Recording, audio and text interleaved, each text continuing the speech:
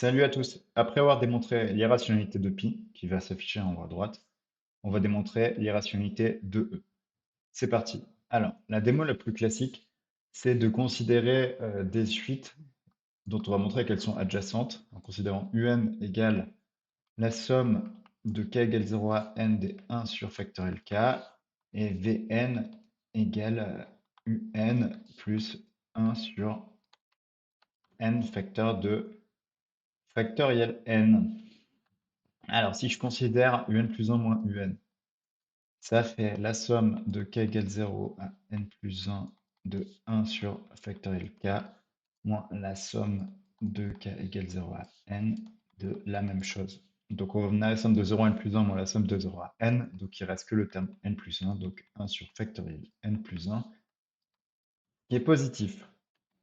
Ensuite, on va considérer vn plus 1 moins vn, qui fait un plus 1 plus 1 sur n plus 1 factoriel n plus 1 moins un plus, mais dans la parenthèse, 1 sur n facteur de factoriel n. Ce qui fait un plus 1 moins un, donc 1 sur factoriel n plus 1, plus 1 sur n plus 1 factoriel n plus 1, plus, moins, pardon, 1 sur n factoriel n. Ce qui fait, en mettant tout au même dénominateur, le dénominateur commun, c'est n plus 1 factoriel n plus 1.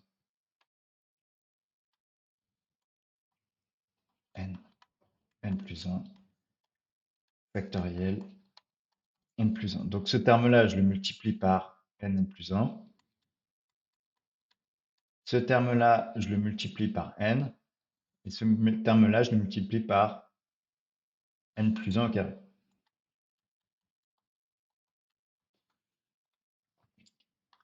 Ce qui fait, le dénominateur ne change pas. Et le numérateur, eh bien, j'ai n carré plus n moins n carré moins 2n moins 1. Donc il reste moins 1 sur n plus 1 factoriel n plus 1, qui est négatif. Donc la suite un est croissante, parce que n plus 1 moins un est positif. La suite vn est décroissante.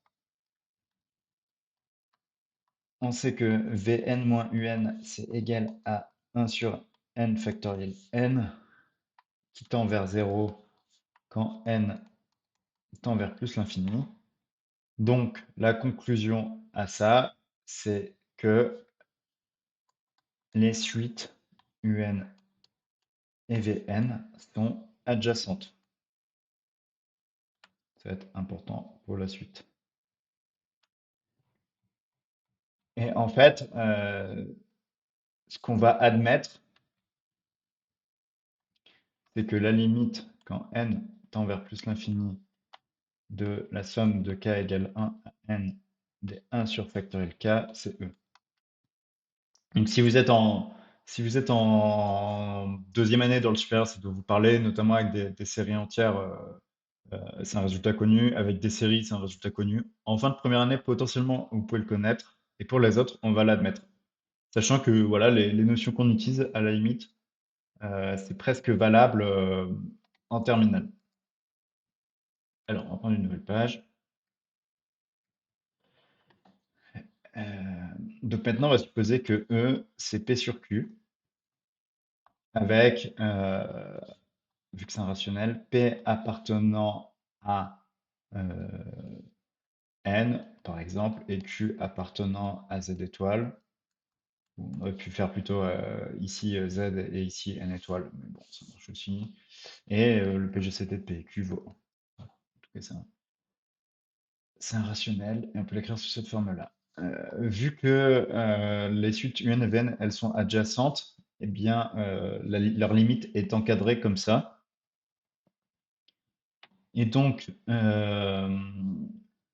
la somme de k égale 0 à n de 1 sur factoriel k est plus petite que p sur q, qui est n-même plus petite que la somme de k égale 0 à n des 1 sur factoriel k plus 1 sur n factoriel n. Voilà, jusque-là, on a juste réécrit les valeurs de un et de vn. Ensuite, on va prendre n égale q et, euh, et on va multiplier par q factoriel.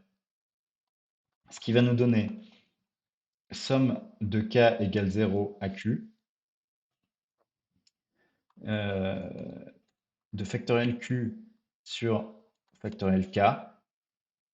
C'est plus petit que p facteur de q moins 1, de factoriel q moins 1, parce que j'ai multiplié par factoriel q et factoriel q sur q, ça fait factoriel q moins 1, qui est lui-même plus petit que la même somme plus le facteur qu'on n'oublie pas. Donc somme de k égale 0 à q de factoriel q sur factoriel k plus eh ben, 1 factoriel q sur q facteur de factoriel q, donc il ne reste que 1 sur q.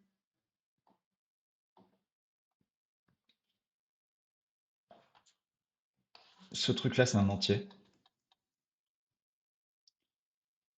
Euh, Ce truc-là, c'est, si ça, je l'appelle A, bah, ce truc-là, c'est à nouveau A. Donc, c'est un entier plus un truc qui est moins qu'un entier. Et donc, du coup, on a cet entier A qui est plus petit que, enfin, qui minore P facteur de factoriel Q moins 1, qui lui-même minore A plus 1 sur Q. Et on va dire que ce truc-là, c'est euh, bon, sauf si Q égale 1, mais on va dire que c'est inférieur. On va même, non, on va mettre strictement, voilà.